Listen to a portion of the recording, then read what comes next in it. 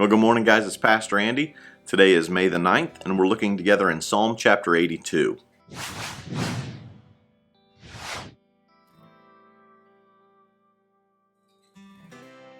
Well, Psalm 82 is a really neat chapter, and it's in contrast to Psalm 81.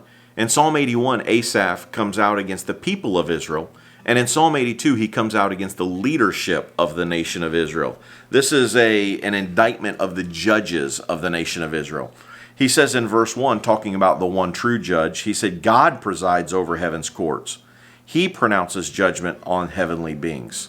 Then he changes gears to the earthly judges. He says, how long will you hand down unjust decisions by favoring the wicked? They were not doing justice.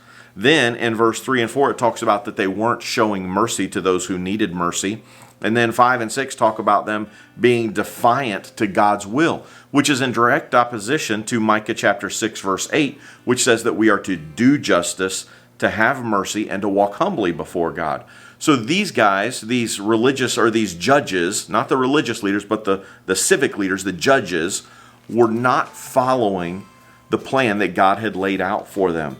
It even says in verse 6, I say you are gods. Well, were they really gods? Well, of course not. They weren't really gods. So what is the Bible saying here? These people were, their charge was to interpret God's law and apply it. That's our civic leaders. That's judges. That's people who are elected officials.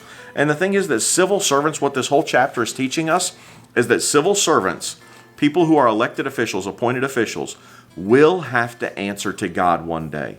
They will have to stand before God and answer for the things that they did and the ways that they did it.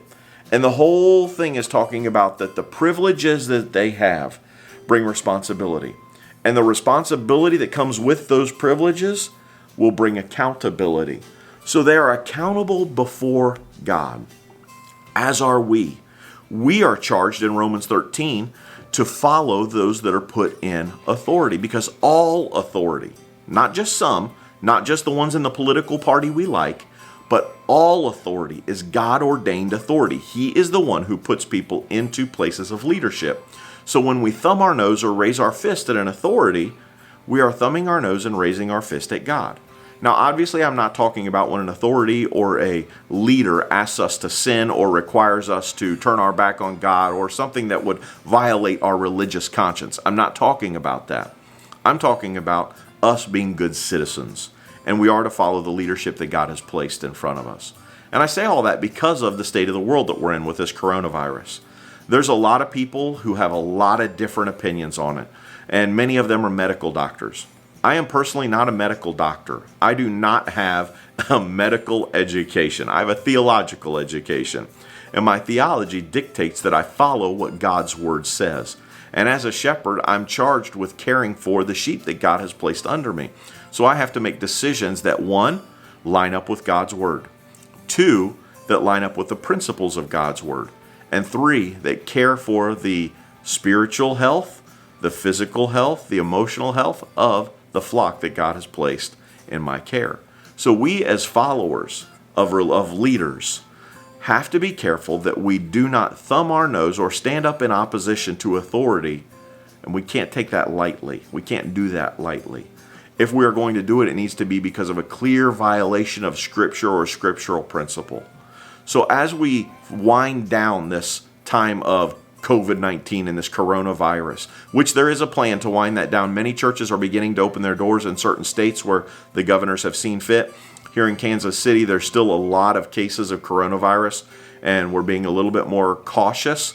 We do have a plan in place. We are finalizing that and going to get that out to everybody in the next week or so as to when we'll be able to open and come back into the building. But can I just tell you, if you're struggling so much with not being able to meet in a building to worship God, then you need to look at God's word, because church buildings are not found in God's word in the New Testament where the church was founded.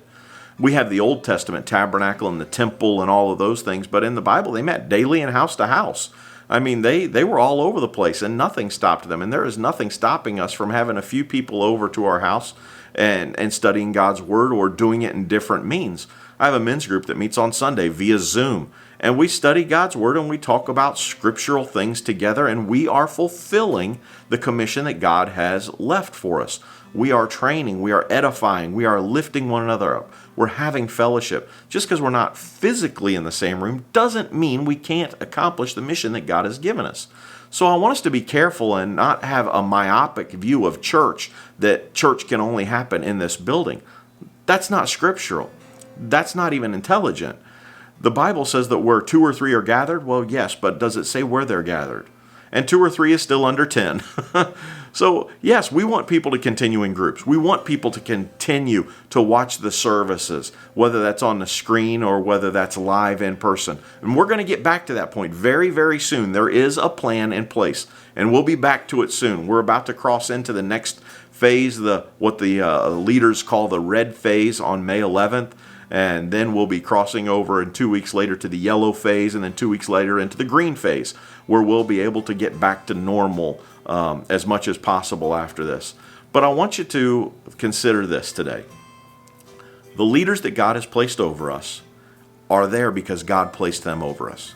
And they are accountable to God, and they will stand before God as their judge. I'm not the one who stands as their judge. Now, I can, if they violate scriptural principles and they violate God's word, then I can come out and speak against them. But until that happens, my job is Romans 13, to honor those that God has placed over me, knowing that it's a great responsibility. Leading people is a lot of pressure. There's people, again, on both sides of this issue and people on both sides of every issue. And leadership is tough. Leadership sometimes offends people. And I always tell leaders when I'm talking with them, if you want to make people happy, go sell ice cream. That's the only thing that makes everybody happy. Unless you're lactose intolerant, and then they have a pill that will make you happy after you eat ice cream. But it's tough. That's why we see pastors and leaders committing suicide. Another one just this last week of a very large church down in South Carolina, where we have close personal friends who attend that church and family members who are connected to that church. It's tough. It's not easy. So what I'm asking you today, cut the leaders a little bit of slack and pray for them. Instead of talking about them to people, talk about them to God. And let God change their heart, because the king's heart's in the hand of the Lord and he turns it any way he wants to. God is still on the throne. God is still in control. And yes, all leaders will stand before him and give an account. So pray for your leaders today.